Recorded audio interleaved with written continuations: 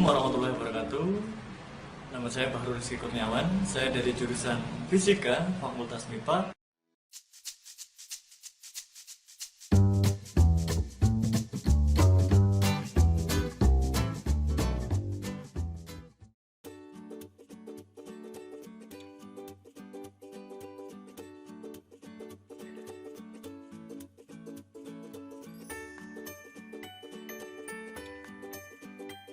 Bismillahirrahmanirrahim. Assalamualaikum warahmatullahi wabarakatuh. Waalaikumsalam warahmatullahi wabarakatuh. Sebelum kita mulai perkuliahan pada hari ini, kita berdoa terlebih dahulu. Semoga apa yang kita pelajari hari ini mampu membuat kita semua mengetahui tentang apa itu level of cognitive. Kita berdoa terlebih dahulu. Berdoa silakan.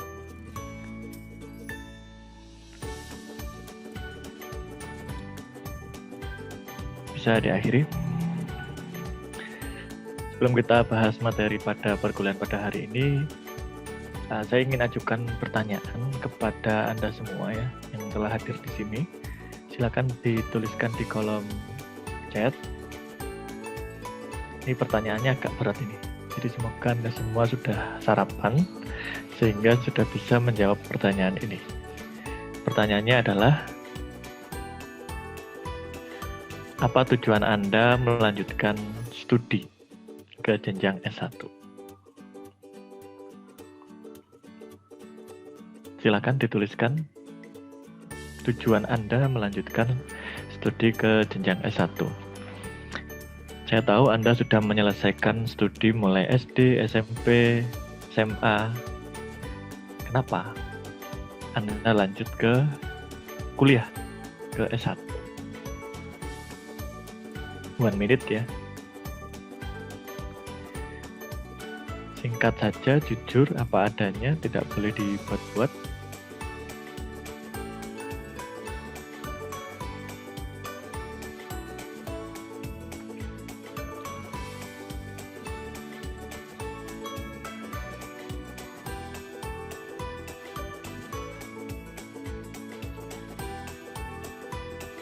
Baik, sudah ada jawaban yang masuk dari Mbak Tri Nadafis untuk mendapatkan ilmu yang lebih tinggi, Pak. Untuk diajarkan kembali. Menggapai cita-cita karena ingin menjadi guru. Oke. Tujuan saya ingin menjadi guru sesuai keinginan saya dan keinginan orang tua. Bagus. Yang lain? Pijakan selanjutnya untuk mencapai cita-cita mendapatkan ilmu yang lebih tinggi. Cita-cita menjadi pengajar, memperdalam pengetahuan. Mas Ivan Danar ya, Mas Ivan Danar. Mbak Safila menggapai cita-cita menjadi tenaga pendidik, menggapai cita-cita. Ya, kalau dilihat dari jawaban yang Anda berikan itu semua orientasinya adalah ke arah cita-cita. Namun di sini ada yang menarik yang disebutkan oleh Mas Ivan Danar ya. Memperdalam pengetahuan. Wah, ini. Bagaimana Mas Ivan? Ya, Mas Ivan Danar. Memperdalam pengetahuan itu bagaimana maksudnya? Iya, Pak. Izin menjawab, menurut saya memperdalam pengetahuan itu kan cita-citanya dari awal memang guru fisika, Pak. Lah, kita jadi guru itu kan enggak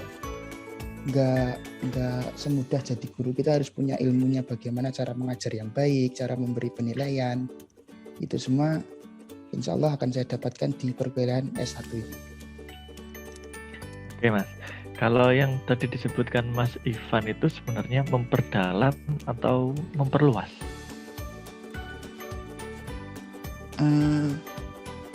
Menurut saya lebih ke memperdalam, Pak. Soalnya yang dipelajari ini spesifik di satu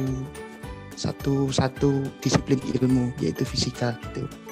Oke, berarti kalau saya lihat dari pendapat Mas Ivan itu memperdalam di bidang fisikanya ya. Jadi kalau mungkin ya, ini saya mau tanya ke Mas Ivan, mungkin nanti yang lain juga boleh berpendapat. Apa sebenarnya yang berbeda dari fisika di jenjang kuliah dengan dulu yang Mas Ivan dapatkan sebelum ikut kuliah?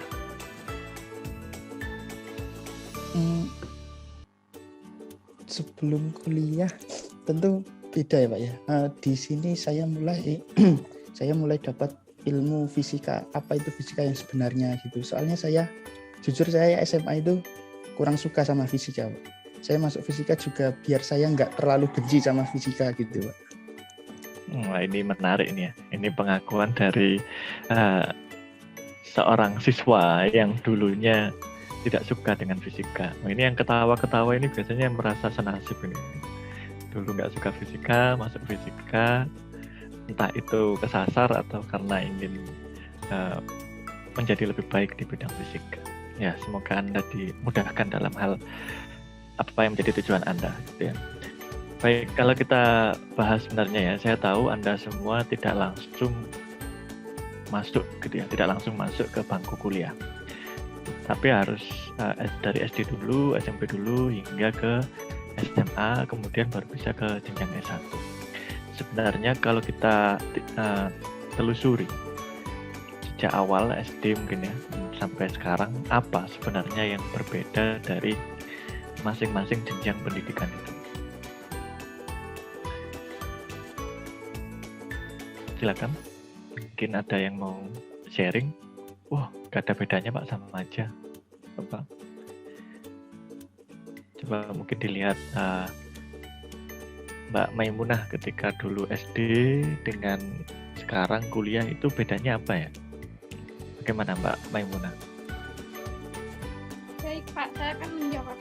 Ketika saya SD itu, saya lebih banyak bermainnya daripada belajar, karena menurut saya belajar hanya di sekolah SD saja. Dan juga saya mengikuti, waktu itu kan masih ada ujian nasional. Saya mengikuti ujian nasional itu biasa-biasa saja, tidak ada ambisi atau tidak ada apa-apa. Sehingga saya ketika mau masuk tes SMP, saya tidak diterima karena saya kurang belajar untuk masuk ke SMP favorit di kota saya. Kemudian saya SMP pindah, maksudnya ke SMP yang menurut saya itu tidak terkenal gitu Pak, tidak terfavorit. Dan ketika saya di SMP ternyata saya merubah diri saya untuk selalu belajar, dan alhamdulillah dari kelas 1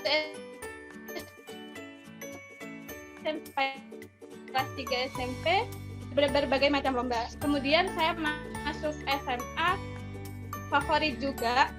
Jadi saya merubah pikiran saya dari SD ke SMP, kemudian dari SMP ke SMA itu saya harus benar-benar masuk ke dalam SMA favorit di Bondowoso, di kota saya. Dan alhasil dengan belajar dan berdoa dan dukungan dari orang tua, saya bisa masuk dalam SMA favorit dan mengikuti berbagai ajang perlombaan khususnya di bidang fisika. Dan masuk ke kuliah, saya tidak ada tujuan untuk pertama ke UM. Jadi tujuan pertama saya itu di PKN STAN.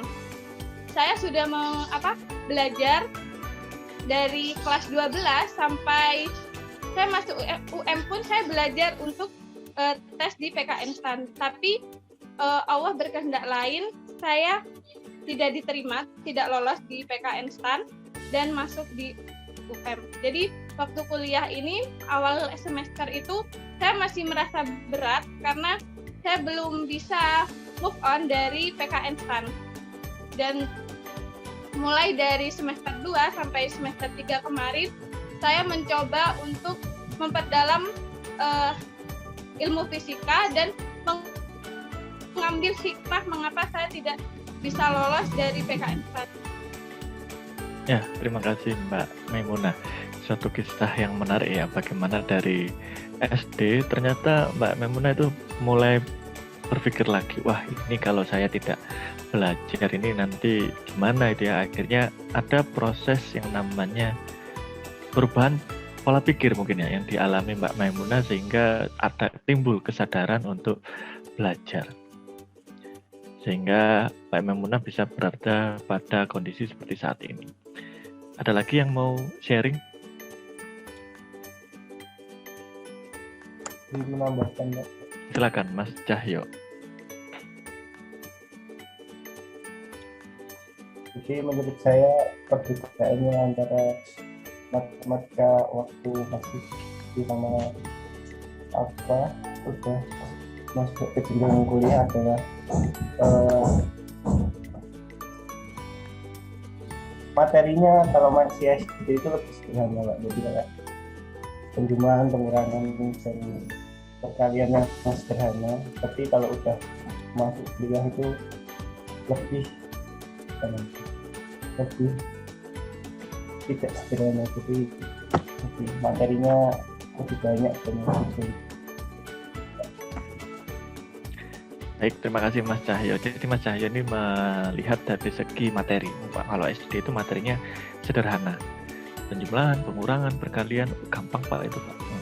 Tapi kalau kita lihat gitu ya Mas Cahyo ya, waktu Mas Cahyo SD, materi itu bukan materi yang sederhana.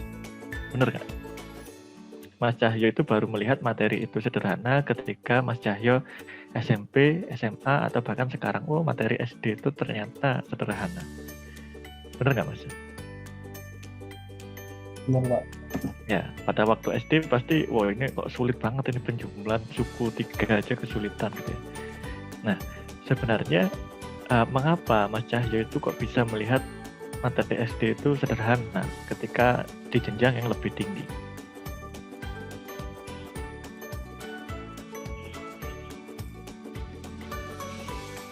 Kenapa Mas Cahyo?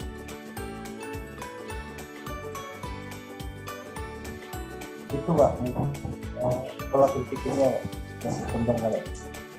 Baik, terima kasih. Menurut Mas Cahyo ada pola berpikir yang berbeda, sama dengan jawaban Mbak Maimunah tadi ya tentang pola berpikir. Jadi sebenarnya mengapa kita, saya juga Anda itu melanjutkan atau mengikuti jenjang pendidikan itu untuk melatih yang namanya pola pikir. Jadi untuk berpikir, to think.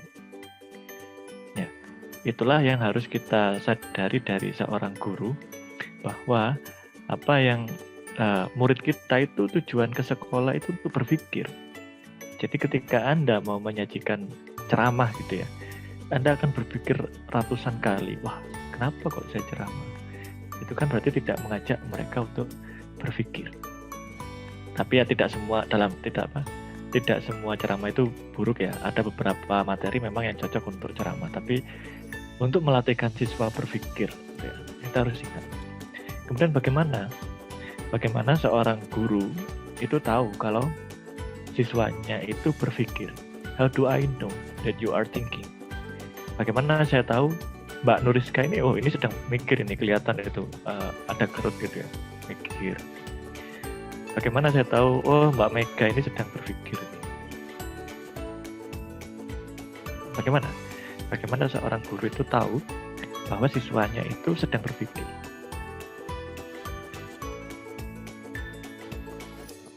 Izin menjawab Pak. Silakan Mbak Mega. Mungkin kalau saya jadi guru, saya tahu kalau siswa saya sedang berpikir, dia akan memberi suatu pertanyaan, jadi dia menanggapi apa yang saya sampaikan, jadi terjadi proses pemikiran. Ya, terima kasih Mbak Mega. Siswa itu berpikir kalau misalkan saya jelaskan, mereka tanya Pak, itu berarti berpikir.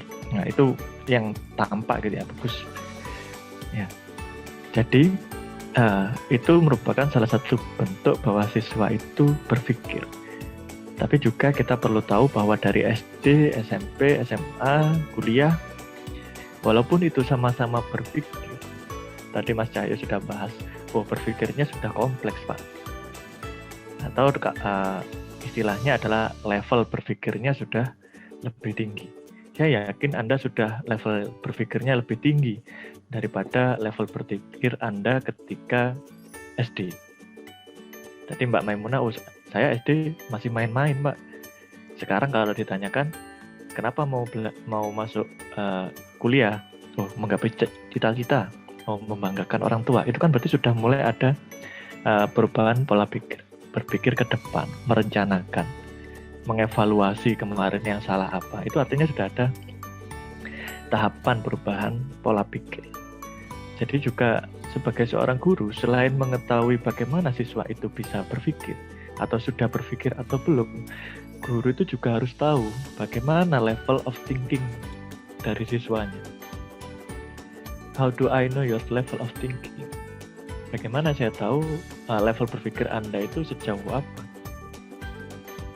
Bagaimana seorang guru bisa mengetahui, oh ini level berpikirnya masih kurang ini anak ini. Oh ini sudah level berpikirnya sudah tinggi.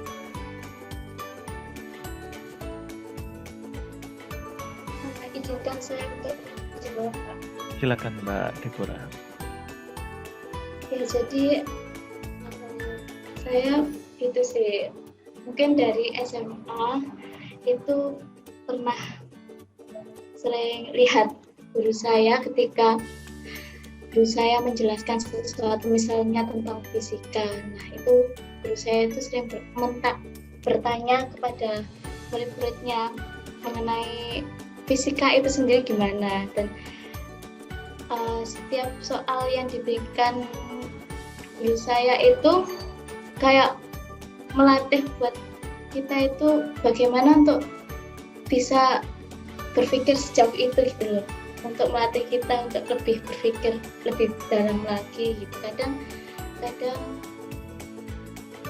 guru itu memberikan pertanyaan yang mungkin kritis buat kita, untuk kita bisa anak ini bisa menjawab pertanyaan dari saya atau bisa menilai tingkat berpikirnya itu sejauh mana. Itu bisa dilihat dari guru memberikan pertanyaan pada siswa itu sendiri. Seperti itu, Pak. Ya, terima kasih Mbak Deborah. Sama jawabannya dengan Mbak Delilah di kolom chat, memberikan soal-soal berpikir tingkat tinggi. Itu ya, tadi yang Mbak Deborah sebut juga sama intinya. Artinya guru itu perlu memberikan pertanyaan-pertanyaan yang berbeda tingkatan berpikirnya. Kenapa? Karena ini perlu diukur oleh seorang guru. Nanti arahnya ke dalam tuntutan kurikulum atau tujuan dari pembelajaran. Sejauh mana tujuan dari pembelajaran itu? Apakah kalau Anda lihat di silabus ya, ada tujuan pembelajaran itu yang sampai tahapan merencanakan atau membuat suatu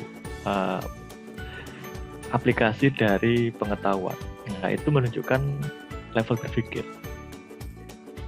Jadi level berpikir itu perlu diukur. Caranya bagaimana? Dengan menyajikan pertanyaan. Apakah semua pertanyaan itu cocok diajukan untuk mengukur level of thinking atau tingkat berpikir? Tentu tidak. Ada pertanyaan-pertanyaan tersendiri yang membedakan, oh ini untuk siswa yang berpikir tingkat tinggi ini pasti bisa ini mengerjakan. Tapi kalau mereka belum sampai pada tahapan itu, ya tidak bisa menjawab pertanyaan yang diberikan oleh guru. Maka guru perlu tahu bagaimana menyajikan atau memberikan pertanyaan yang dapat menentukan level berpikir dari siswa. Dan apakah mudah seperti itu? Ya. Pemikiran itu suatu hal yang kompleks ya, dan tidak mudah untuk menentukan level berpikirnya. Namun alhamdulillah sudah ada yang membantu. Di sini perlu kita sadari juga bahwa keberhasilan siswa dalam mencapai level berpikir itu ya perlu diukur. Dan dengan cara apa? Kita gunakan di sini pengetahuan atau metode yang diberikan atau disajikan oleh Pak Bloom ini ya, Benjamin S. Bloom. Tahun 1949 ini ya, mengajukan ide tentang bagaimana membagi atau istilahnya taksonomi, membagi kognitif untuk mempermudah proses menyusun bank soal, yaitu menyusun pertanyaan yang memiliki tujuan pembelajaran yang sama. Jadi nanti pertanyaannya akan disusun, dipilah sehingga tampak klasifikasi antara yang level 1, level 2, level 3 dan seterusnya. Namun kemudian ide dari Pak Bloom ini disempurnakan atau direvisi. Istilahnya adalah taksonomi Bloom revisi atau revisi taksonomi Bloom. beliau adalah Krathwohl ya. Ini anggotanya Pak Bloom, muridnya Pak Bloom, itu mengusulkan revisi taksonomi Bloom. Setelah 45 tahun ya, setelah 45 tahun akhirnya taksonomi Bloom itu direvisi. Dan ini yang membedakan antara Bloom, taksonomi Bloom awal dengan edisi revisi. Kalau Anda perhatikan dari dua taksonomi ini, yang beda apa ya?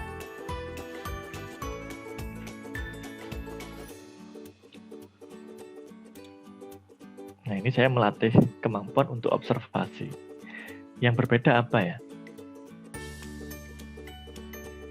Silakan yang sudah menemukan perbedaannya bisa berpendapat.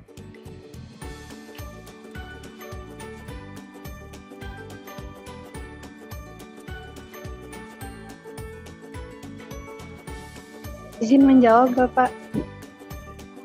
Silakan dengan Mbak Delila ya. Iya, Bapak. Menurut saya, perbedaan yang sangat mencolok yang terlihat adalah taksonomi Bloom sebelum revisi dimulai dengan, mohon maaf Bapak, dimulai dengan evaluasi. Sedangkan taksonomi Bloom yang revisi dimulai dengan creating atau dibuat dulu fondasinya, baru evaluasi, seperti itu, Bapak. Terima kasih Mbak Delila. Kalau menurut Mbak Delila ini mulainya dari bawah ke atas atau atas ke bawah? Atas ke bawah. Bawah ke atas. Astagfirullah. Berarti gimana Mbak? Mungkin mau direvisi yang tadi disampaikan?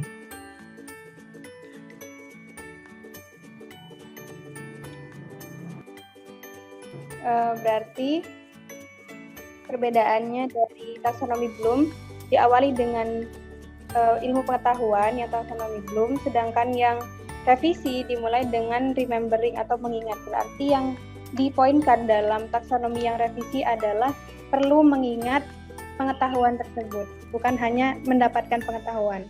Seperti itu. Ya, terima kasih Mbak Delila. Selanjutnya ada lagi yang mau menyajikan pendapatnya mengapa atau apa yang berbeda dari dua taksonomi ini. Saya Pak mau menambahkan. Silakan Mbak Nuriska.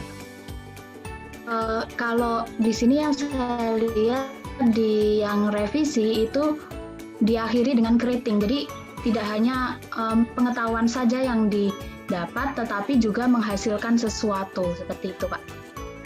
Ya, terima kasih Mbak Nuriska. Oh, dari awal dan akhirnya berbeda ya kalau saya simpulkan dari yang disampaikan Mbak Delila dan Mbak Nuriska. Kalau Mbak Delila fokus di awal, ini awalnya dari knowledge Pak, dari ilmu pengetahuan. Kalau misalkan yang edisi revisi itu dari remembering. Selanjutnya, kalau Mbak Nuriska menyimpulkan, ujung-ujungnya kalau taksonomi Bloom itu ke evaluasi Pak, sedangkan yang di dalam edisi revisi itu ke creating, menghasilkan sesuatu. Sekarang coba Anda perdalam sebentar ya, kita jeda sebentar, 30 detik gitu ya. Kalau Anda lihat secara struktur kalimatnya, apa yang berbeda?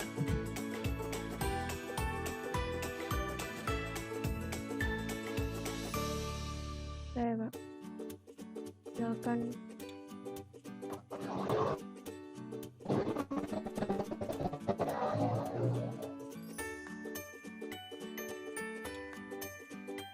Izin menjawab Bapak.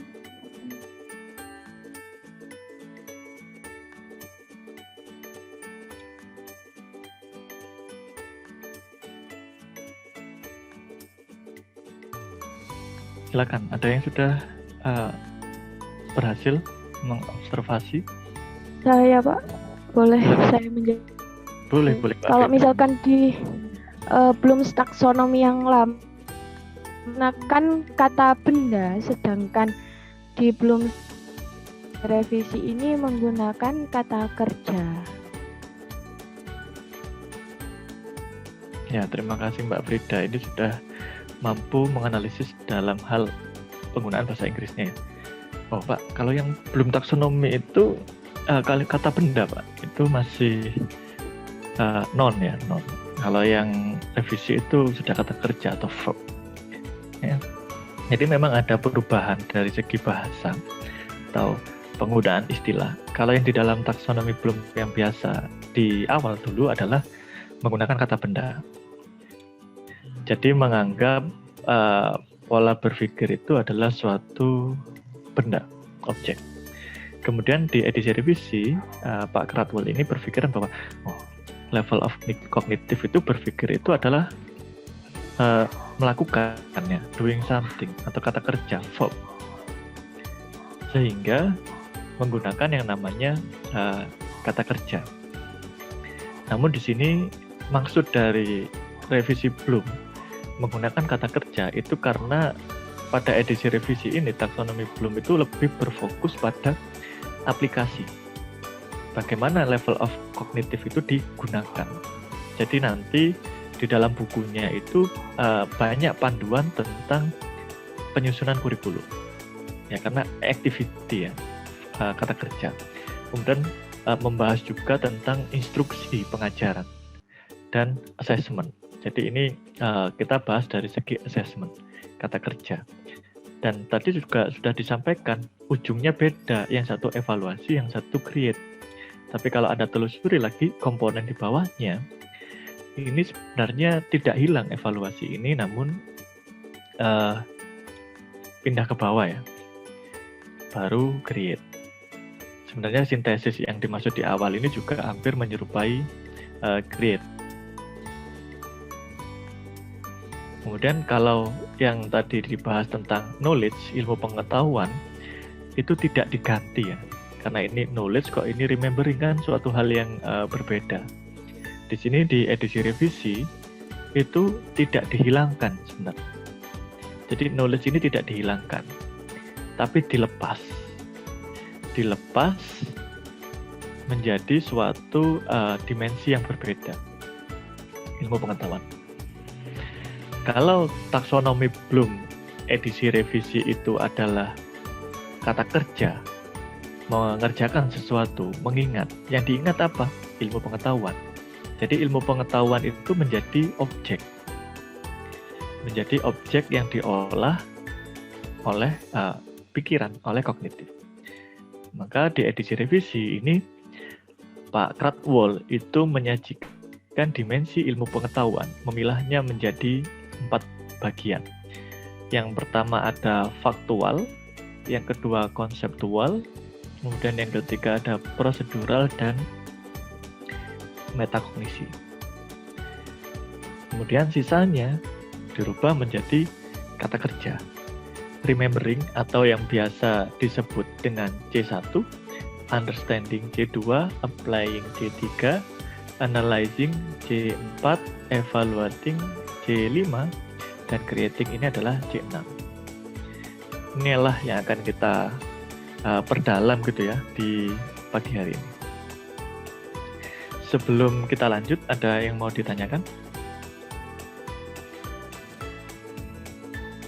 Nanti kalau misalkan ada pertanyaan langsung raise hand atau langsung dijeda ya. Boleh Pak izin bertanya karena ini akan banyak hal yang akan kita pelajari. Jadi kalau nunggu akhir takutnya lupa gitu ya. Kita lanjutkan. Ini ya yang tadi disampaikan ya. Dan kalau misalkan dibuat dalam hal lebih detail ya, itu seperti ini. Anda bisa lihat di sini ada anak tangga ya. Dalam artian remembering faktual itu adalah tingkat berpikir yang paling rendah. Dan metakognitif creating yaitu level berpikir yang paling tinggi. Ini jenjangnya menunjukkan level berpikir seseorang. Dan ini berkolaborasi. Remember itu ya satu hal yang paling unggul atau yang paling membantu sebenarnya dari edisi revisi adalah ketika siswa itu C1 mengingat, itu jelas pembagiannya. Apakah dia mengingat fakta, apakah dia mengingat konsepnya, dan mengingat prosedurnya, itu sudah tidak menjadi perdebatan lagi. Udah jelas karena sudah ada pembagiannya. Dan levelnya berbeda.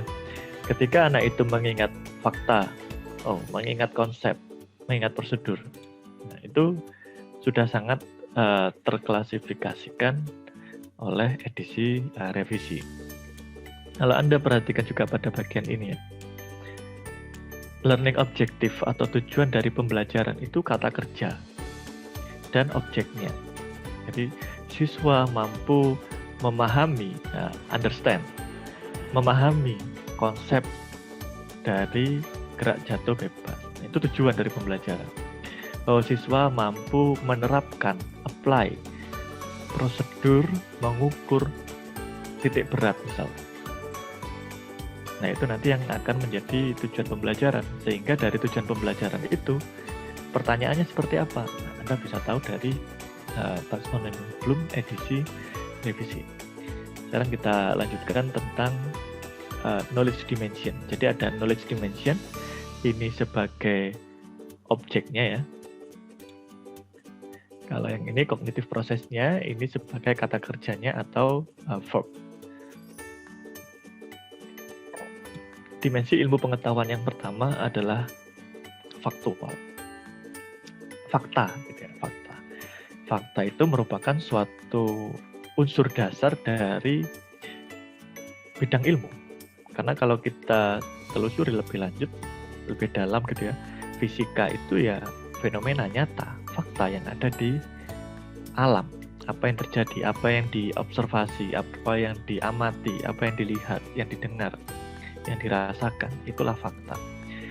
Unsur dasar bisa meliputi pengetahuan tentang terminologi. Contohnya nama benda atau bagian benda, istilah. Bisa satuan atau besaran, itu bisa menjadi bagian dari fakta. Kemudian ada makna atau simbol, itu juga fakta. Rumusnya seperti apa. Bagian detail atau unsur itu juga termasuk fakta. Misalkan warna larutannya apa, baunya seperti apa ya gasnya, arah gerak, kalau benda jatuh bebas arah geraknya kemana ya, itu kan bisa diamati. Ketika ada dua muatan yang saling sejenis ya, didekatkan, kemana arahnya, itu juga fakta. Nah ini adalah contoh-contoh dari fakta. Sekarang silakan Anda coba tuliskan di kolom chat satu soal yang menunjukkan dimensi pengetahuan fakta. Jadi pertanyaannya seperti apa ya? Untuk mengetahui bahwa siswa itu dimensi pengetahuannya tentang fakta. Silakan.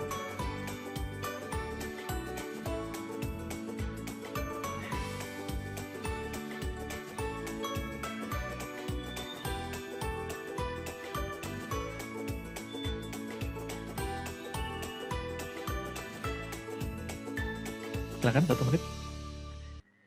Pertanyaannya bagaimana?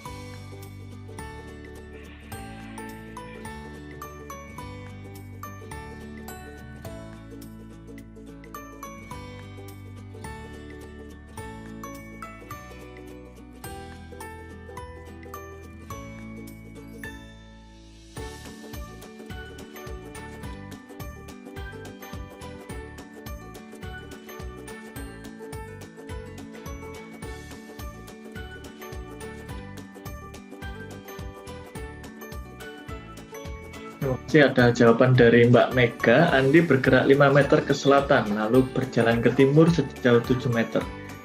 Berapakah perpindahan Andi dan arahnya? Sekarang kita lihat di sini. Yang lain silakan tuliskan, nanti biar kita tahu ya. Biar kita tahu apa yang salah, atau harus bagaimana, biar bisa menentukan fakta. Yang disampaikan oleh Mbak Mega, untuk menjawab pertanyaan ini, apa yang dilakukan oleh siswa? Menggambar. Menggambar. Baik, dari menggambar, apakah sudah bisa langsung ketemu jawabannya? Belum. Belum. Bagaimana selanjutnya? Perlu dihitung dulu. Perlu dihitung dulu. Ya, itu menunjukkan sudah bukan fakta. Fakta itu yang bisa dilihat langsung. Oh, ini warnanya apa? Biru. Nah, itu fakta. Arah geraknya kemana? Ke bawah.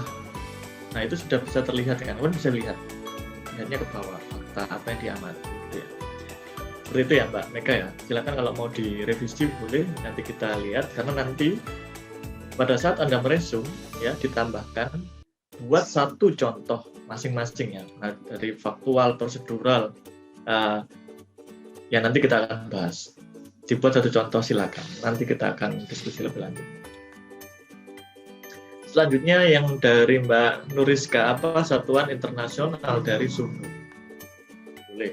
Artinya dia harus paham terminologi ya. Bisa kesatuan besaran. Boleh. Bagus Mbak Nuriska. Kemudian ada jika benda meluncur dari bidang miring, maka besaran apa saja yang akan muncul dan kemana arahnya?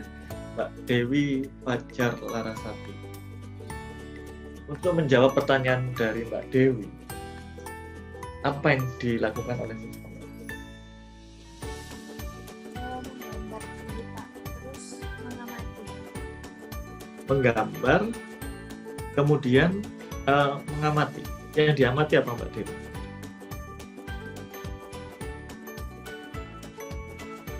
Ya itu. Kalau misalnya bendanya meluncur ke bawah, itu berarti ada besaran apa aja, terus arahnya kemana. Contohnya kayak apa itu gaya berat, berarti kan ke bawah. Terus kecepatannya itu ke bawah juga gitu Pak. Terus gaya normal itu ke atas, misalnya seperti itu.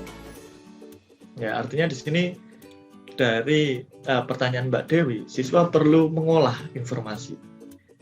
Ya, perlu mengambil konsep tentang apa itu gaya berat, konsep gaya gesek, konsep dari gaya normal. Nah, itu jadi bukan termasuk fakta. Bisa pertanyaannya dirubah juga. Jika benda meluncur dari bidang miring, bagaimana arahnya? Ya, itu boleh. Itu kan langsung bisa diamati, mereka juga pernah tahu. Jadi itu adalah bagian dari fakta. Ya, silakan yang lain ya. Karena ini masih cukup banyak contoh dari fakta. Nanti silakan nanti Anda akan siapkan juga pertanyaan seperti apa yang termasuk dimensi yang lain. Contoh dari fakta. Apa yang dimaksud dengan koefisien gesek? Istilah, terminologi. Ya. Semua ilmu pengetahuan pasti ada istilah yang perlu dipahami oleh siswa. Kemudian amplas itu alat yang digunakan untuk menghaluskan permukaan suatu benda. Fakta. Bagaimana permukaan amplas? Nah, itu kan fakta. Bisa diamati, bisa diraba. Oh, kasar. Nanti dibawa ke level berpikir yang tingkat tinggi. Oh, bagaimana koefisien geseknya? Nah, itu nanti beda lagi. Dan apakah yang dimaksud dengan gaya Coulomb? Nah, itu bagian juga dari terminologi. Jika ada pertanyaan, langsung raise hand ya. Kita lanjutkan kalau tidak ada. Yang dimensi kedua adalah konseptual. Jadi dimensi konseptual ini levelnya lebih tinggi atau lebih di atas dari fakta. Jadi faktual itu merupakan keterkaitan antar unsur-unsur dasar tadi. Bisa meliputi pengetahuan tentang klasifikasi atau kategori. Contoh, coba contoh yang bukan di fisika, misalkan biologi. Oh, saya tahu fakta kalau harimau itu makan daging. Kemudian apa lagi ya? Ular itu makan daging, elang itu makan daging. Oh, saya kategorikan semua itu ke dalam karnivora. Ya, itu konsep juga. Konsep. Contohnya sifat benda. Oh, zat padat. zat cair, zat gas itu seperti ini. Oh, ini loh yang termasuk padat. Oh, ini yang termasuk cair, ini gas. Ciri-ciri kepadatnya. Bisa. Ciri-ciri makhluk hidup. Oh, yang punya ciri-ciri ini namanya makhluk hidup. Kalau enggak ini ya bukan makhluk hidup. Negara demokrasi. Juga selain itu ada pengetahuan tentang prinsip atau generalisasi. Ada juga teori, model, struktur itu masuk ke dalam yang namanya konsep. Ya, seperti ini. Sekarang coba Anda tuliskan contoh pertanyaan tentang dimensi pengetahuan yang konseptual.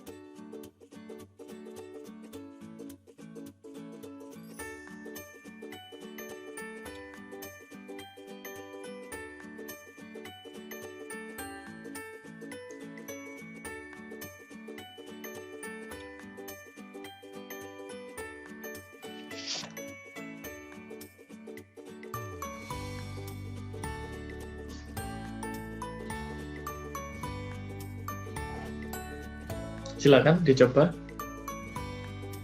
belajar ya. Kalau nanti Anda ngerjakan sendiri kan nggak tahu benar atau salah. Jadi lebih baik Anda sampaikan seperti ini sekarang. Nanti akan kita evaluasi bagaimana, apakah sudah sesuai atau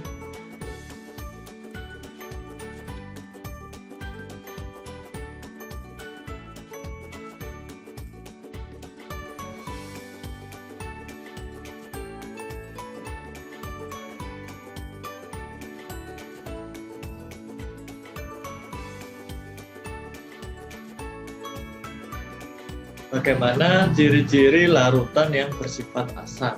Terus, udah benar Mbak Safila? Seperti itu. Ada lagi. Ini baru satu ini yang sudah berani menyajikan pertanyaan.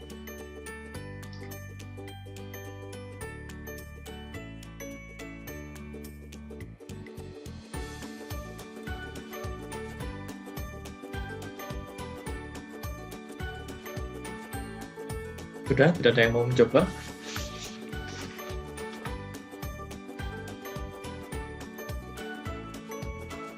Bagaimana perbedaan yang tampak pada zat cair, padat, dan gas?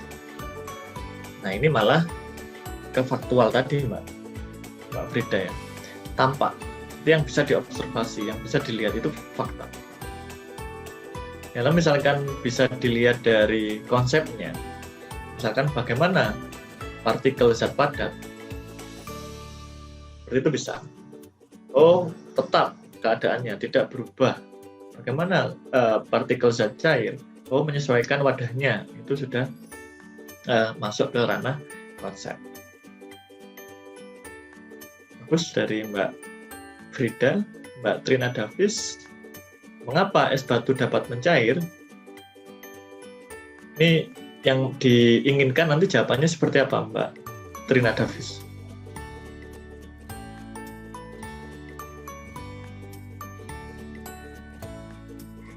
Menurut saya nanti jawabannya itu siswanya tuh bisa menjelaskan faktor apa saja yang membuat es batu itu bisa mencair, gitu. Menjelaskan faktor apa saja yang mampu menyebabkan es batu itu mencair ya? Iya, Pak. Nanti konsepnya ke konsep kalor gitu ya, dan perubahan bentuk wujud. Lanjutkan contoh ya dari pertanyaan atau dimensi pengetahuan yang konseptual itu seperti ini. Jika permukaan benda semakin kasar, bagaimana koefisien gesek benda tersebut? Nah, ini adalah kaitan antara dua unsur dasar, permukaan benda dan koefisien gesek. Kaitan ya, kaitan. Contoh lagi, bagaimana besar gaya Coulomb antara dua muatan jika jarak antara kedua muatan diperbesar?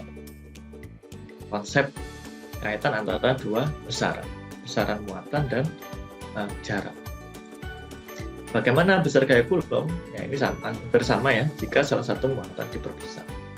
Ini adalah contoh dari dimensi pengetahuan yang konseptual. Selanjutnya ada dimensi prosedural. Ini jelas ini lebih ke arah tahapan, langkah-langkah dalam melakukan sesuatu.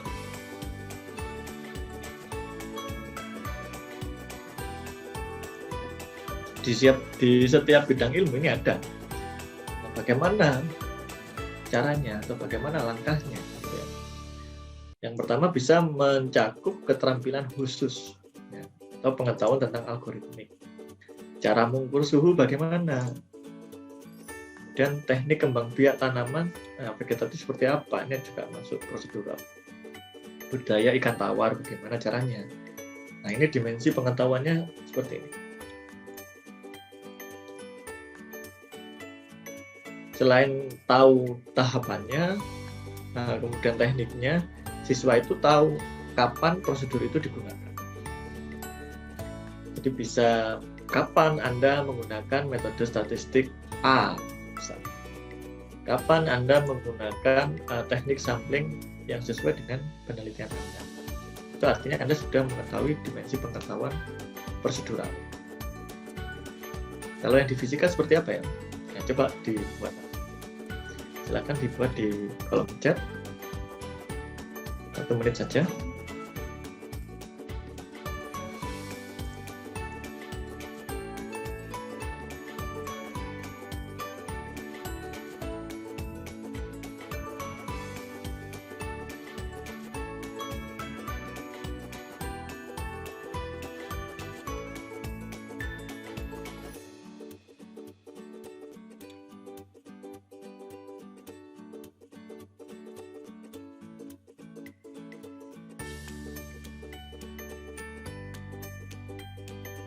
Sebutkan tahapan melakukan pengukuran volume benda. Mbak Dewi Fajar. Bagus Mbak sebenarnya. Bagus, inti pertanyaannya sudah tampak bahwa itu prosedural, namun tidak perlu dijelaskan juga tahapan.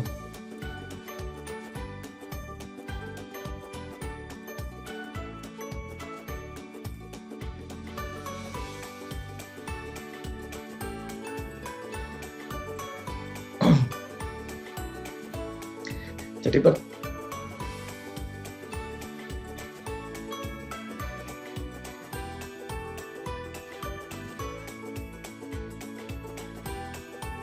sudah ada beberapa pertanyaan ya. Jadi misalkan tadi yang disebutkan oleh Mbak Dewi Fajar, itu kata tahapannya tidak usah dimasukkan, tidak apa-apa.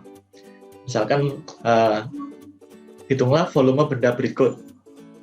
Nah, maka dia atau siswa akan melakukan suatu tahapan hingga diperoleh volume benda. Dari situ guru sudah tahu, oh dia sudah mengetahui dimensi pengetahuan prosedural. Itu seperti itu bisa. Dan juga dari Mbak Frida, bagaimana cara mengukur jarak tempuh? Nah, ini langsung saja bisa. Misalkan mobil dengan kecepatan 4 meter per sekon, ini kecepatan tinggi yang 4 meter per sekon, melaju selama 5 detik. Berapa jarak yang ditempuh? Itu juga bagian prosedural. Artinya siswa harus melakukan prosedur tertentu untuk menemukan jawaban. Terus sudah mulai bisa ya, sudah mulai tahu bagaimana prosedural. Ya, ini ada Mas Ivan juga, bagaimana cara menentukan besarnya percepatan benda pada praktikum GLBB. Nah ini boleh, karena ini praktikum, jadi ada tahapan. Yang pernah di ujian soal itu bagaimana cara menentukan titik berat benda yang tidak beraturan. Nah itu boleh ada tahapan-tahapan. Seperti itu masuk ke dalam dimensi pengetahuan yang prosedural. Jadi contoh dari prosedural itu bisa juga seperti ini. Ada soal diketahui dan ada pertanyaan. Nah, artinya kan untuk menjawab ini dia harus mengetahui prosedurnya. Dan kalau kita runtut ke belakang tadi ya, untuk menjawab soal prosedural, dia harus menguasai konsepnya, konseptual. Dan faktanya juga harus dikuasai. Jadi semakin tinggi tingkatan berpikirnya ini. Dan contoh berikutnya ada yang seperti ini. Ini sudah mulai ke soal-soal di fisika ya. Sederhana juga seperti ini bisa. Berapa besar resultan vektor di samping? Nah ini kan juga harus melalui suatu tahapan. Kan ada yang namanya metode jajaran genjang, metode segitiga. Nah, itu digunakan untuk menyelesaikan soal ini. Selanjutnya ada dimensi pengetahuan metakognisi. Ketika siswa itu sudah menguasai dari faktual, konseptual, prosedural, nanti akan ke ranah metakognisi. Ini mencakup pengetahuan tentang kognisi secara umum ya. Jadi kesadaran, sifatnya ini kesadaran tentang diri sendiri. Jadi siswa dituntut untuk menyadari dan bertanggung jawab terhadap diri sendiri. Bisa berupa pengetahuan strategi, seperti bagaimana strategi belajar fisika. Nah, itu kan tiap individu berbeda-beda. Pengetahuan tentang tugas kognisi, ya. Misalkan mempersiapkan diri menghadapi ujian, itu seperti apa kalau soalnya pilihan ganda. Pengetahuan tentang diri sendiri, tentang pemanasan global. Nah, ini adalah contoh dari dimensi metakognisi. Kalau Anda lihat di sini jawabannya lebih bisa juga nanti ke arah opini. Nah, disitulah guru harus tahu apakah siswa itu menjawabnya dengan opini, pendapat biasa, tanpa disertai pengetahuan atau pengetahuan. Misalkan untuk menjawab pertanyaan keempat ini ya, apa kesulitan Anda dalam memecahkan permasalahan fisika? Coba Anda berfokus ke pertanyaan keempat. Pertanyaan ini. Saya ingin dengar pendapat dari Mbak Nanda.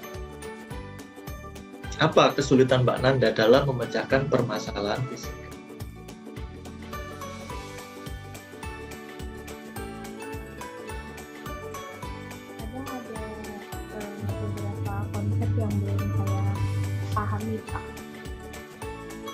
Karena ada beberapa konsep yang belum dipahami. Oke, saya ingin pendapatnya Mbak Hilma.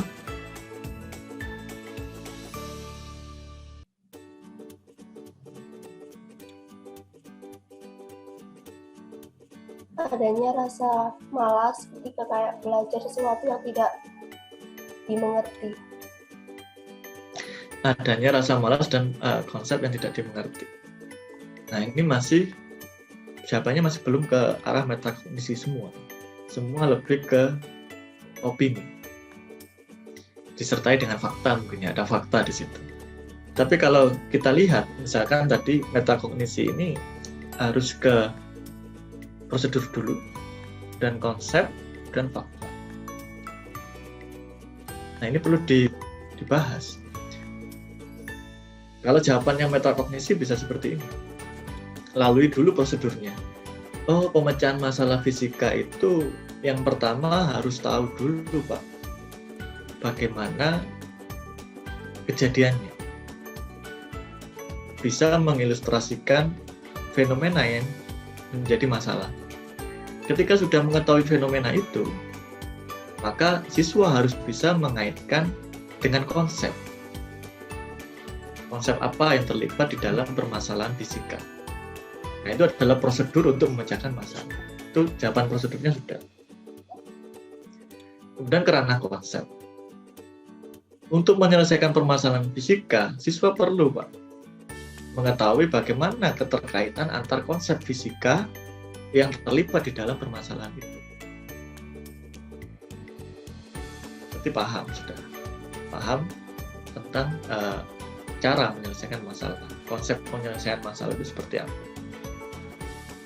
Namun, Pak, saya itu konsepnya lemah. Satu konsep itu nggak bisa. Sehingga mengganggu saya dalam menyelesaikan permasalahan. Itu fakta. Nah, jadi dilihat juga dari bagaimana siswa itu menjawab. Nah, itu nanti bisa diukur. Jarang tapi ya, jarang ada pertanyaan yang seperti itu. Tapi boleh juga. Bisa dicoba. Contoh lainnya adalah seperti ini. Bagaimana pendapatmu ya? Kalau misalkan gesek berperan dalam kehidupanmu itu seperti apa? Itu artinya untuk menjawab pertanyaan ini, dia harus tahu fakta dari gaya gesek itu apa. Konsep gaya gesek itu apa. Bagaimana gaya gesek bekerja atau proseduralnya. Bagaimana strategi yang kamu lakukan dalam memecahkan masalah fisika. Nah, ini contohnya ya. Dan kalau kita lihat secara menyeluruh dari dimensi pengetahuan, itu ada 4 tadi. Itu ranahnya dari yang paling konkret yaitu fakta ke ranah yang paling abstrak yaitu metakognisi. Dan semakin abstrak itu semakin sulit untuk diukur. Tapi bukan berarti tidak bisa ya. Nanti Anda sudah lihat. Itu adalah knowledge dimension. Oke. Selanjutnya kita akan beralih ke ranah kognitif. Ada remember, mengingat, understand, apply, analyze, evaluate, dan create. C1 sampai C6. Gambaran menyeluruhnya seperti ini. Remember, C1. Ini level berpikir yang paling dasar. Pada tahapan ini, ya, remember itu kan kognitif proses. Kognitif proses kata kerja. Artinya siswa melakukan sesuatu di dalam pemikirannya, yaitu menarik kembali informasi yang tersimpan di dalam memori. Nah, biasanya mengingat dikaitkan dengan aspek pengetahuan yang lebih luas. Contohnya adalah yang termasuk remember ya, yang termasuk C1 itu ada 2, ada mengingat dan mengenali. Kalau mengingat itu seperti ini, menyebutkan urutan alat pencernaan.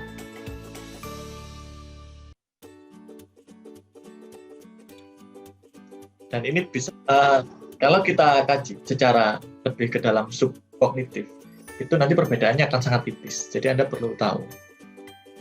Kalau mengingat itu cukup memanggil, bisa menjawab. Kalau mengenali itu berarti selain memanggil, kemudian dilihat, diamati keadaan tertentu, misalnya. Contohnya seperti ini. Menyebutkan nama-nama tumbuhan dan hewan. Kalau saya sebutkan, misalkan Mbak Nanda, ini sebutkan tumbuhan yang ada di rumah. Nah, itu akan mengingat.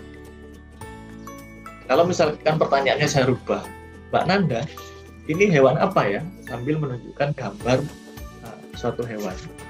Artinya Mbak Nanda waktu itu mengingat dulu pengetahuan tentang nama-nama hewan. Kemudian dibandingkan. Kalau itu, oh itu jerapah, Pak. Itu mengenali, recognize. Dan mengetahui partikel-partikel. Ini contoh dari remember. Sekarang bagaimana soal untuk mengukur kognitif proses C1 di bidang fisika? Silakan Anda buat di kolom chat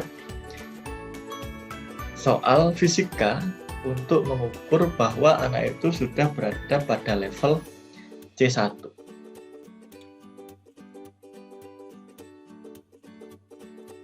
Silakan, 1 minute.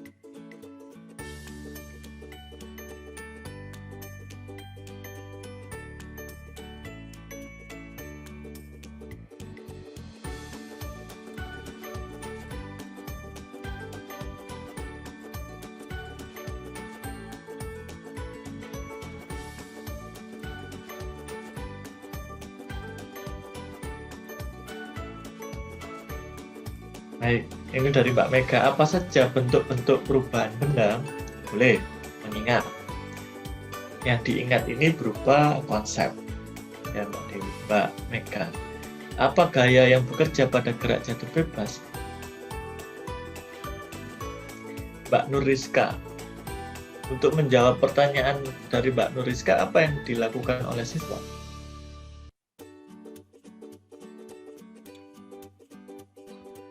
Mengidentifikasi Pak gaya yang bekerja pada benda dengan menggambar terlebih dahulu bisa. Terus kan kalau gaya gerak jatuh bebas, gaya yang bekerja kan hanya gaya gravitasi saja Pak. Seperti itu. Jadi siswa mengingat kalau gerak jatuh bebas itu gaya yang bekerja itu. Oke. Itu dari menurut pendapat Mbak Rizka ya. Jadi memang kalau misalkan level kognitif ini memang seringkali tiap individu itu sulit membedakannya. Kita harus berlatih. Di sini yang paling dasar adalah mengingat, artinya cukup memanggil saja. Boleh ya, bisa masuk ke mengingat. Karena sudah diberikan oleh gurunya itu harusnya. Kalau siswa harus menganalisis, itu levelnya sudah tinggi lagi. Tapi kalau sebelumnya gurunya mengajarkan, kalau gaya jatuh bebas atau gerak jatuh bebas, itu gaya yang bekerja hanya gaya berat. Itu berarti dia akan mengingat. Jadi juga bergantung ya. Apa saja besaran pokok, nah ini bagus. Apa saja yang termasuk besaran pokok, dia akan mengingat. Nah ini bagaimana bunyi hukum Coulomb, nah ini mengingat. Persamaan hukum 2 Newton, nah itu boleh. Satuan internasional suhu, boleh. Itu mengingat. Sederhana, berpikirnya masih dasar. Contohnya seperti ini. Apakah yang dimaksud dengan koefisien gesek? Itu mengingat. Karena sudah dijelaskan oleh gurunya. Dan bagaimana persamaan hukum 2 Newton? Ini juga ada bagian atau komponen dari benda, misalkan seperti ini. Pada bagian baterai, manakah yang merupakan batang karbon? Nah, ini mengingat. Kalau kita gabungkan dengan dimensi ilmu pengetahuan, nah di sini ada faktual. Jadi mengingat fakta, atau kalau kita rumuskan berarti ini namanya FC1. Anda lihat lagi tangga yang tadi ya. Tangga yang tadi ya, yang di depan tadi ada tangga. Nah, itu FC1 itu posisinya di mana? Bagaimana dengan konseptual? Nah, kalau konseptual ini berarti kan mengingat konsep C1. Tangganya di mana? Sulit mana? Mengingat fakta dengan mengingat konsep. Dan ini juga fakta. Nah, nanti Anda bisa merumuskannya dari taksonomi Bloom edisi revisi. Remember, C1. Selanjutnya kita akan naik ke level berikutnya yang lebih tinggi, yaitu memahami, understand, C2. Di sini siswa itu harus mengkonstruk ya pengetahuannya dan mengintegrasikan dengan pengetahuan yang telah ada. Jadi lebih memahami. Contohnya, siswa dapat menafsirkan, membuat grafik. Nah, itu sudah memahami. Kemudian bisa memberikan contoh. Menyebutkan contoh gerak lurus beraturan, itu memahami. Mengklasifikasi, nah ini sudah memahami. Kelompokkan besaran vektor dan skalar. Artinya siswa harus memahami apa itu besaran vektor, apa itu besaran skalar.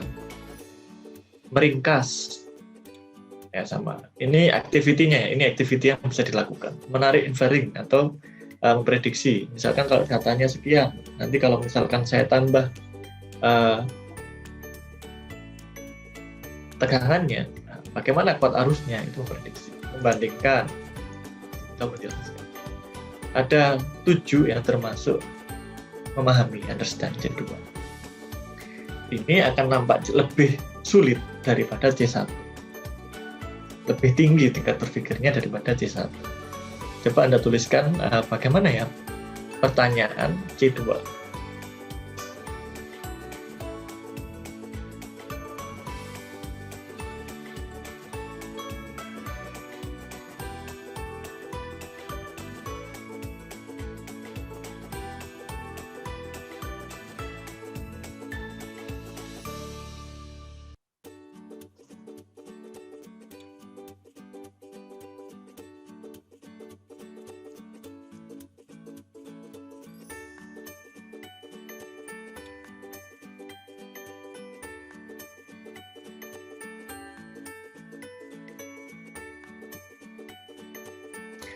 Jelaskan proses terjadinya pelangi. Boleh. Memahami proses terjadinya pelangi. Apa yang terjadi jika sebuah batang besi dipanaskan salah satu ujungnya dengan api?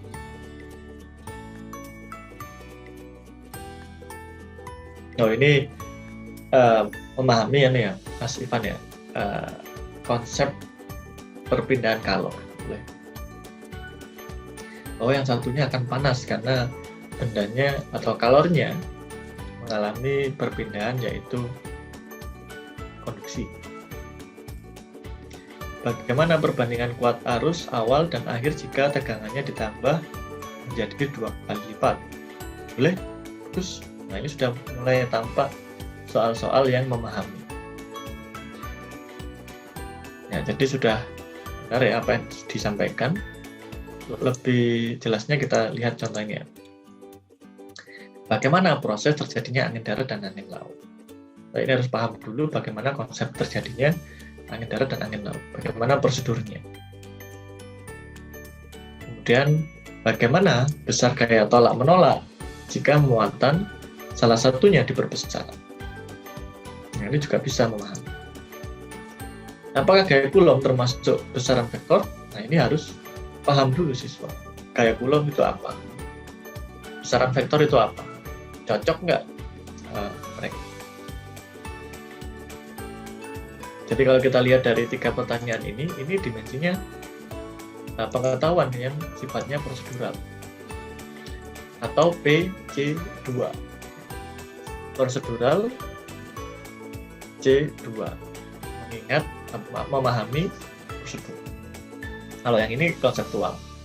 Jadi ini C2. Ini juga bagian dari konseptual. Nah, jadi nanti Anda bisa tahu posisinya di mana soal tersebut. Selanjutnya ada yang apply. Kalau kemarin sebelumnya hanya mengingat dan memahami misalkan persamaan, di sini siswa sudah menerapkan.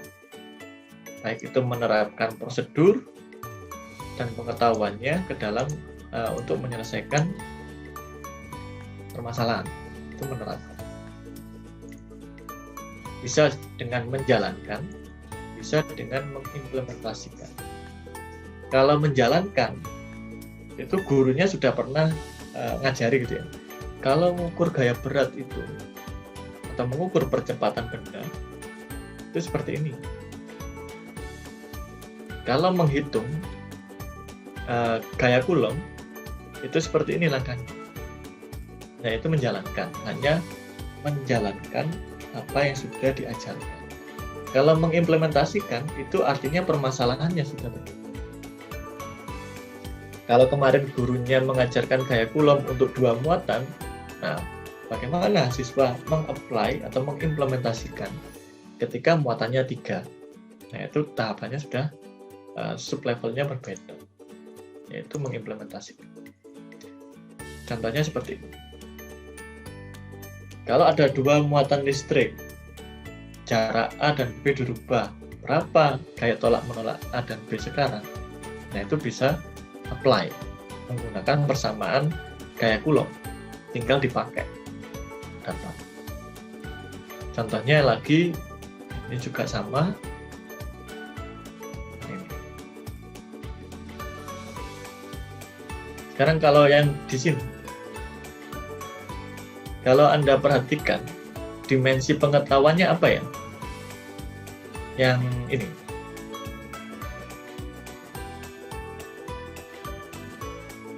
Kan C3 nih. Apakah ini dimensinya faktual, konseptual, prosedural, yang mana? Prosedural. Prosedural?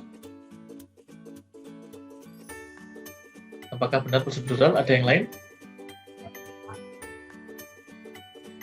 Faktual, Pak. Faktual. Yang faktual kenapa faktual? Konseptual. Oh, konseptual. Silakan, Mbak Frida ya, konseptual. Kenapa konseptual, Mbak Frida? Karena itu merupakan hubungan antara jarak dari muatan, gaya tolak menolak antara keduanya. Oke, kalau yang tadi yang prosedural, kenapa prosedural?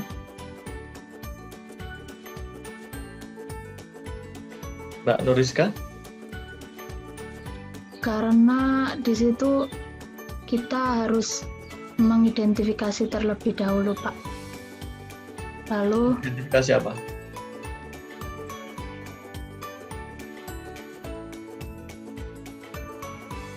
kan di situ jika jarak A dan B dirubah menjadi 2R, maka kan siswa akan berpikir terlebih dahulu, oh iya jaraknya diubah menjadi 2R, berarti bagaimana persamaannya nanti, seperti itu.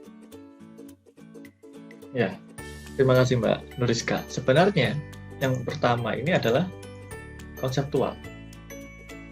Artinya untuk menyelesaikan ini, mereka hanya butuh menerapkan pemahaman konsep tentang apa itu hubungan gaya Coulomb dengan jarak.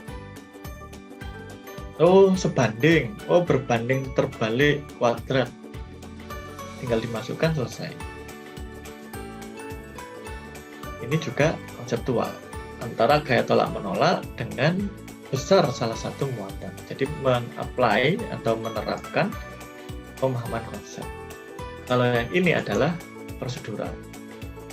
Tuh, kenapa? Ini tahapannya lebih banyak.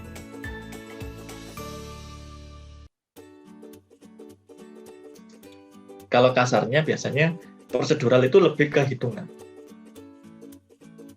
Ini resultan gaya Coulomb ini berarti kan sudah ada nilainya. Ini 20 cm, kemudian ini gayanya sekian. Kalau ini kan yang soal sebelumnya hanya diperbesar menjadi 2G. Nah, maka hanya lihat berapa atau hubungan antara dua besaran. Kalau ini kan harus menghitung. Jadi ada prosedur yang harus dilakukan.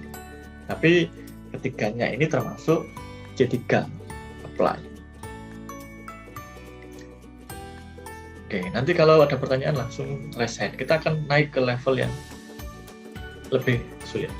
Analyze. Tahapan ini biasanya masuk ke high order thinking, menganalisis. Bagaimana siswa bisa menguraikan suatu permasalahan atau objek dalam menentukan keterkaitan unsur tersebut. Jadi ini tahapannya lebih dari C3, lebih dari menerapkan. Bisa menguraikan, mengorganisir. Untuk lebih jelasnya bisa kita lihat contohnya adalah seperti ini.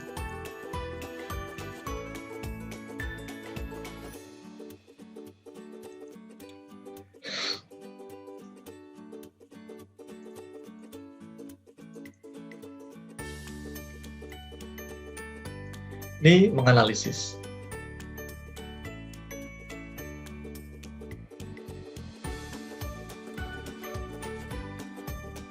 Ada yang mau menanggapi?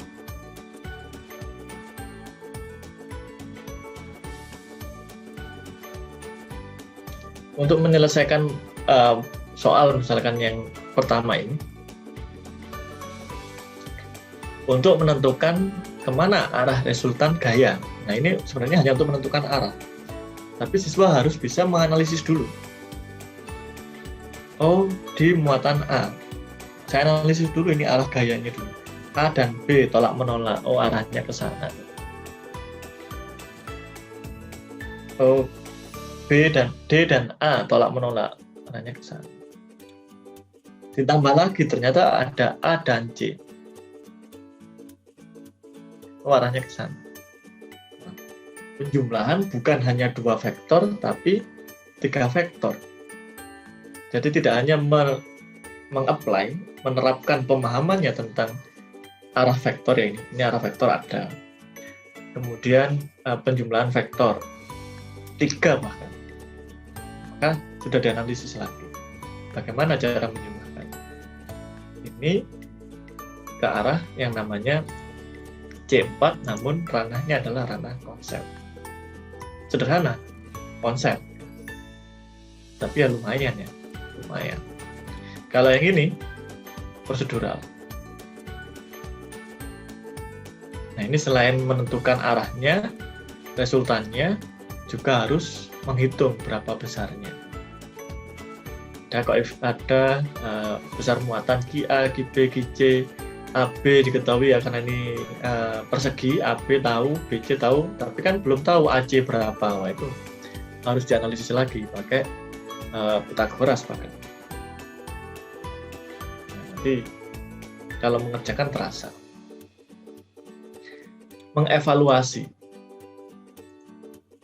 membuat suatu pertimbangan berdasarkan kriteria atau standar yang ada.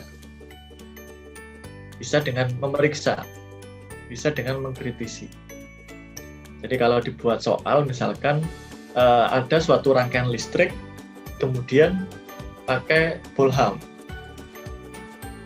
Nah, diperiksa nyalanya mana yang lebih terang, atau dikritisi, cocok nggak kalau pakai Bolham yang karakteristiknya seperti ini?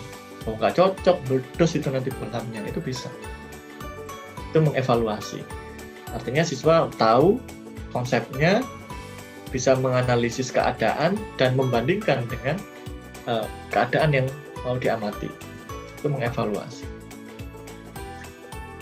Kalau contoh soalnya seperti ini. Ini soal yang sama ya, soal yang sama dengan yang sebelumnya, hanya saja di sini saya buat dalam bentuk tabel.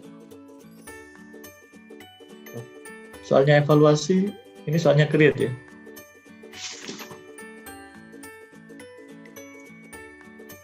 Sebentar.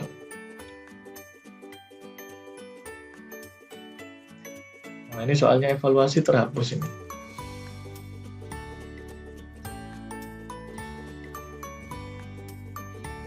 Silakan jika ada pertanyaan, saya siapkan dulu soal yang evaluasi.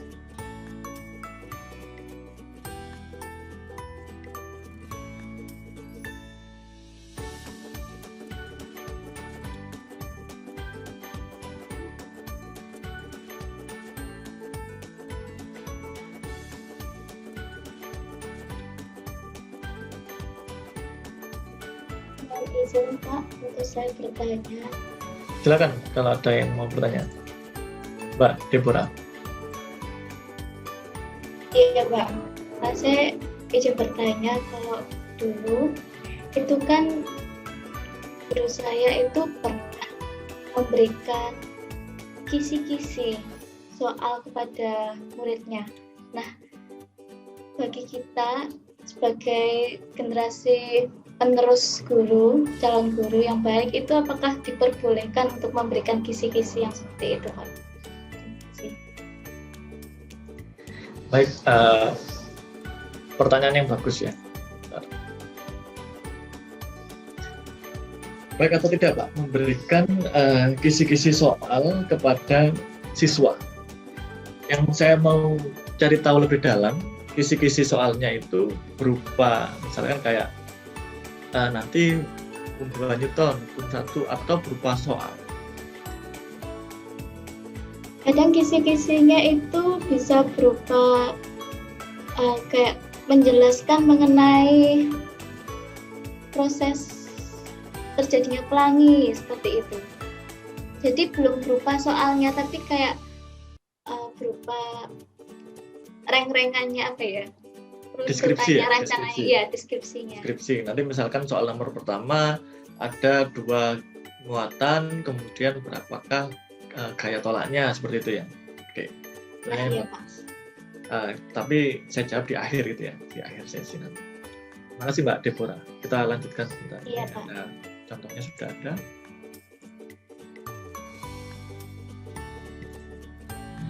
Ini adalah contoh soal menganalisis.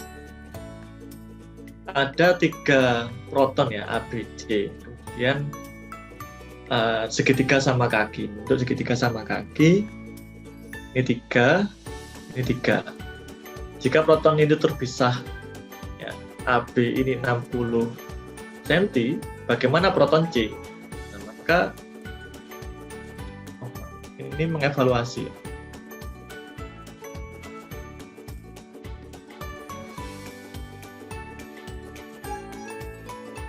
Belum saya ganti judulnya.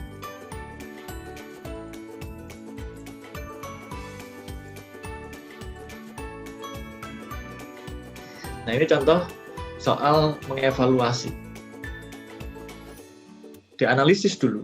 Nah, ini ada 60 cm di sini, kemudian ini sama kaki. yang dijadi pertanyaan adalah bagaimana keadaan proton C. Nah, untuk mengevaluasi keadaan proton C, saya perlu tahu. Nah, karena ini ditanyakan keadaan C, maka saya perlu tahu berapa sigma F-nya. Nah, ini keadaan saat ini analisisnya. Dibandingkan, karena ada 3 kemungkinan. Bisa diam, bisa GLB, atau bisa GLBB. Nah, dari pengetahuan yang sudah dimiliki, ada prosedur yang diikuti, kemudian dianalisis keadaannya, dibandingkan dengan keadaan saat ini, itu mengevaluasi. Jadi contoh soal mengevaluasi seperti itu. Selanjutnya kalau kita ke level yang berpikir lebih tinggi, create ya. Create itu menggabungkan beberapa unsur menjadi suatu bentuk kesatuan. Bisa membuat, bisa merencanakan. Kalau membuat, misalkan membuat suatu contoh alat itu bisa, activity-nya bisa seperti itu. Merencanakan prosedur juga seperti itu juga bisa. Contoh dari evaluate itu seperti ini. Oh, ini contoh evaluate ya. Oh, kegeser ke sini.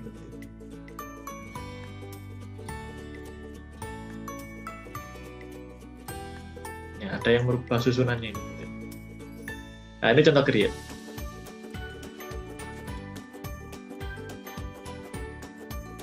Setelah ini hampir sama dengan soal yang sebelumnya ya. Kalau soal level yang di bawahnya seperti ini ya. Ini ada tabel, kemudian ditanyakan keadaan partikel A. Keadaan partikel A seperti apa? Ini kan membandingkan atau mengevaluasi keadaan A berdasarkan keadaannya, konsepnya seperti apa, prosedur perhitungannya digunakan untuk mengevaluasi. Ternyata misalkan partikel A ini bergerak. Kemudian soal yang berpikir tingkat tingginya atau dinaikkan levelnya, bagaimana misalkan agar partikel A ini yang semula tadi diam bergerak menjadi diam atau tetap pada posisi semula. Artinya di sini saya meng-create suatu keadaan yang baru.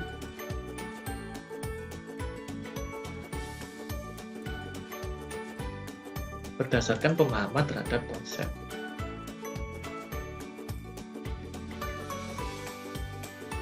Oke. Jika dirangkum, perbedaan taksonomi Bloom yang lama dengan yang baru itu seperti ini. Yang tadi kita hanya bahas yang baru. Yang lama nanti silakan Anda kaji lagi lebih lanjut, kemudian Anda lihat perbedaannya.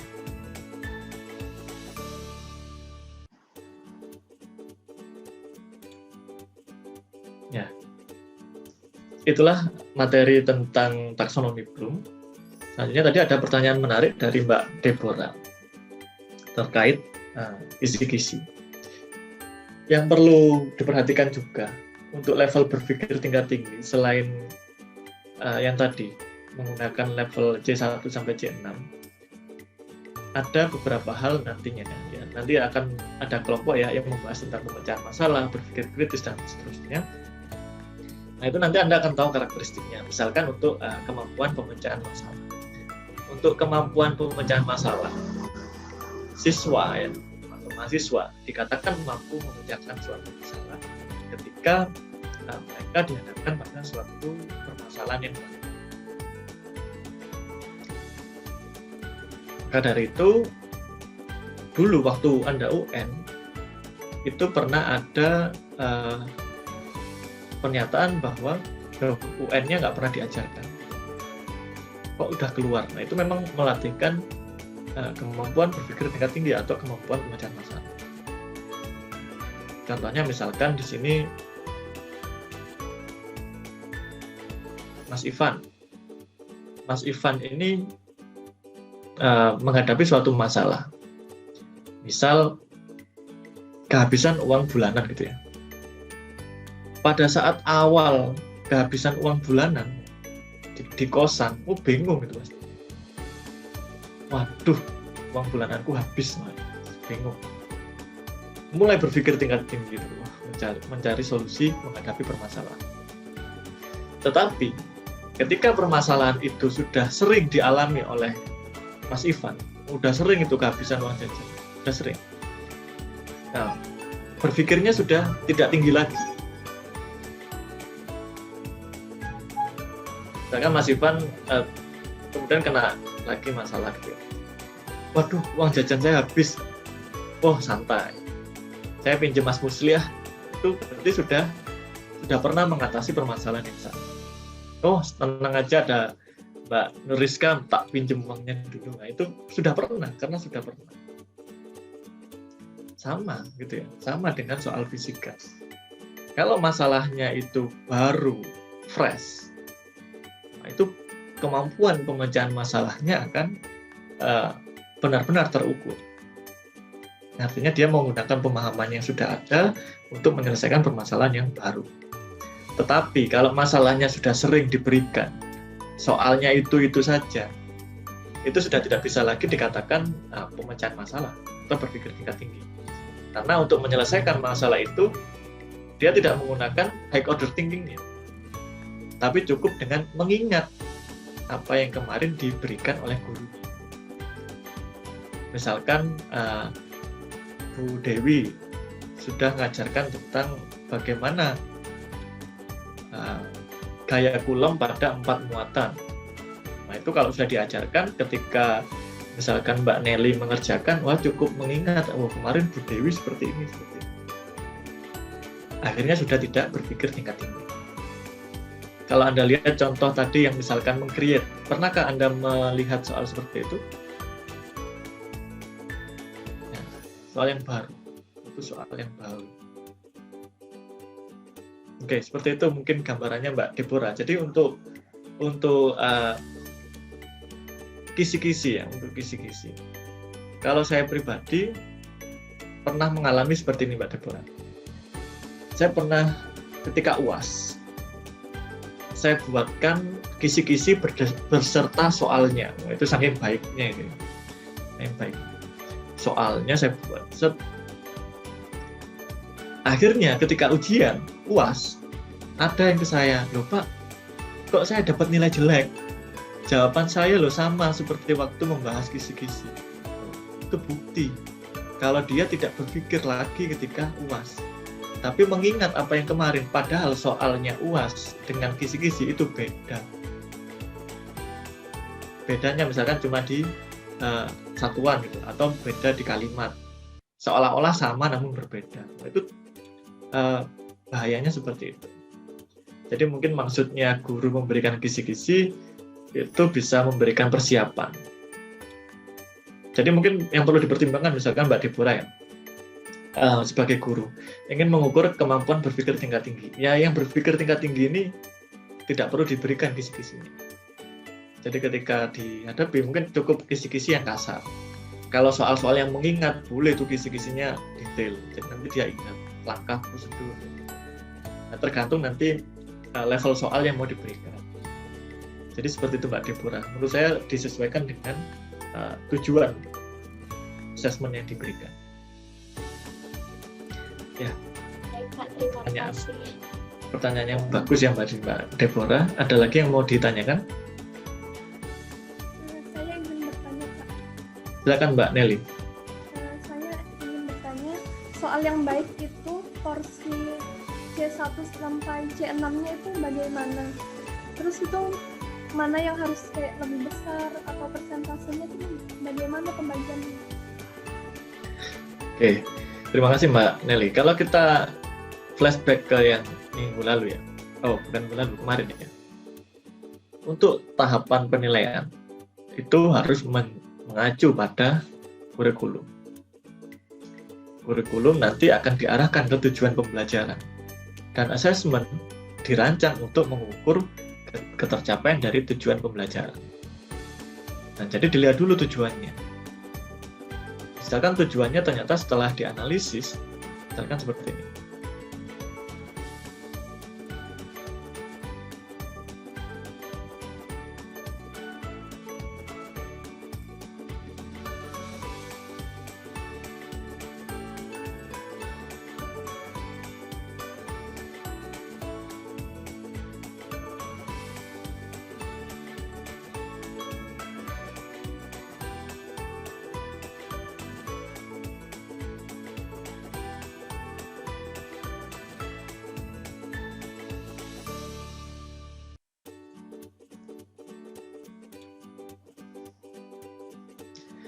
Misalkan contohnya tujuan pembelajarannya adalah siswa mampu menerapkan prosedur untuk membuat pesawat sederhana atau kapal selam sederhana.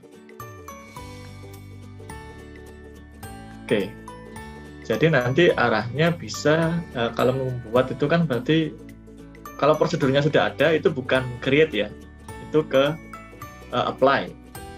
Tapi kalau misalkan prosedurnya tidak ada itu bisa create. Artinya ketika prosedurnya itu suatu hal yang baru, itu nanti ke tahapan create.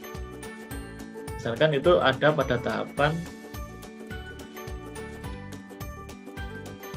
PC4. Di sini. Oke. Di sini ya PC4. PC4. Untuk membuat kapal selam sederhana, siswa itu harus bisa mengikuti prosedur yang ada. Kemudian dianalisis bahan-bahan yang dibutuhkan apa, besaran-besaran yang menyebabkan, misalkan kalau mau berubah massa jenisnya harus seperti apa, bagaimana cara merubahnya, bagaimana, nah itu harus bisa menggunakan pemahamannya, memahami seperti apa dan mengingat. Nah, untuk mencapai tujuan ini, misalkan tujuannya seperti ini, ada banyak tangga yang bisa diikuti, ya kan? Siswa dan diperhatikan tangganya, ya, itu satu-satu ya, nggak bisa dari F C1 langsung ke sini, nah itu nggak bisa. Maka kalau misalkan tujuan dari pembelajarannya mau ke PC4, ya nanti paling nggak ada dari sini bisa satu, ini kan tangganya satu. Jadi ada C1, kemudian naik ke prosedural, bisa. Atau boleh ke sini. Naik. Nah ini ranahnya pembelajaran ya, ranahnya pembelajaran. Dan nanti soalnya ya disesuaikan. Boleh nanti ini satu, ini kan satu, ini satu, naik lagi ini satu. Dan ini tinggal dilihat pembelajarannya seperti apa. Jadi disesuaikan dengan tujuan dan alur dari pembelajaran. Untuk mencapai PC4 ini kan guru harus menjelaskan dulu faktanya seperti apa. Harus paham faktanya dulu. Harus bisa menanggapi terhadap fakta yang diberikan.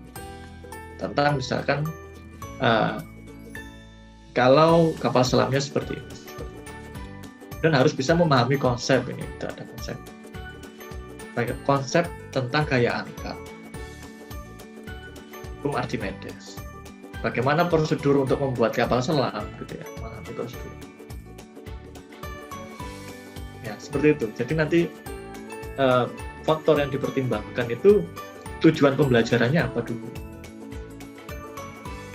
tujuan pembelajarannya apa, dan bagaimana guru memberikan atau menyajikan pembelajaran. Nanti diarahkan. Dari situ bisa terlihat, oh banyak mengingatnya atau enggak. Ya. Kalau misalkan kalau di sidang skripsi itu biasanya kalau Anda merancang suatu pembelajaran, tujuan pembelajarannya sampai tahap C4, nah, C1, C2, C3 itu juga harus ada di dalam pembelajaran. Jadi nggak bisa langsung ke C4. Seperti itu Mbak Nelly gambarannya ya. Nanti akan Anda rasakan ketika Anda kemarin ya bareng merencanakan pembelajaran dan merancang asesmen. Seperti itu mungkin yang bisa saya sampaikan ya Mbak Nelly. Ya nanti coba ketika saat merancang pembelajaran disampaikan atau dicoba dibuat asesmennya. Selanjutnya ada lagi.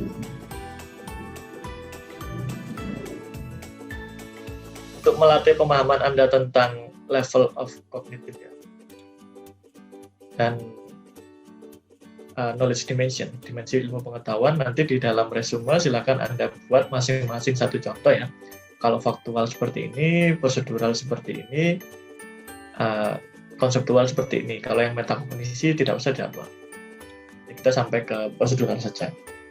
Kemudian C1 sampai C6 dan menggunakan satu konsep yang sama. Misalkan Anda pilih hukum 2 Newton, ya hukum 2 Newton semua. Mulai dari fakta, konsepnya apa, prosedurnya C1 sampai C6 ya tentang hukum 2 Newton. Kalau mau gunakan gaya Coulomb semua. Nanti biar Anda terlatih mengkonstruk levelnya ya. Nah, kalau Anda sudah bisa memilah itu, ketika Anda menjadi guru, Anda akan mudah memberikan materi. Tidak langsung materi pertama hari ini kita belajar bagaimana gaya Coulomb pada 4 muatan. Nah, kan tidak seperti itu kan guru. Biasanya langsung antara satu muatan seperti ini, kalau 2 muatan seperti ini, baru nanti dikembangkan. Nah, itu akan mempengaruhi dalam hal menyajikan. Jadi kemampuan guru mengajarkan itu juga didasari dari kemampuan guru memahami level atau materinya. Cukup ya? Ada lagi? Mungkin sudah? Bisa dipahami ya? Silakan disiapkan karena memang kemarin sempat libur, jadi untuk resume saya akan sedikit longgarkan ya, nanti mungkin akhir bulan boleh. Akhir bulannya besok enggak ya? Akhir bulan Maret gitu ya mungkin boleh. Nanti silakan Anda persiapkan dulu presentasinya ya, presentasi untuk minggu depan. Saya memang lupa tidak mengingatkan kelas ini kalau ada presentasi yang mungkin ada beberapa yang sudah tahu, ada juga yang tidak. Ya nanti biar tidak mengganggu, ada beberapa hari silakan presentasinya dipersiapkan. Nanti tentang topik yang Anda gunakan, kalau Anda tanya bukunya apa Pak, itu kajiannya nanti dari jurnal. Anda cari di Google Scholar, misalkan untuk yang kemampuan pemecahan masalah, cari apa itu, definisinya apa, tahapan-tahapannya, kriterianya, indikatornya seperti apa.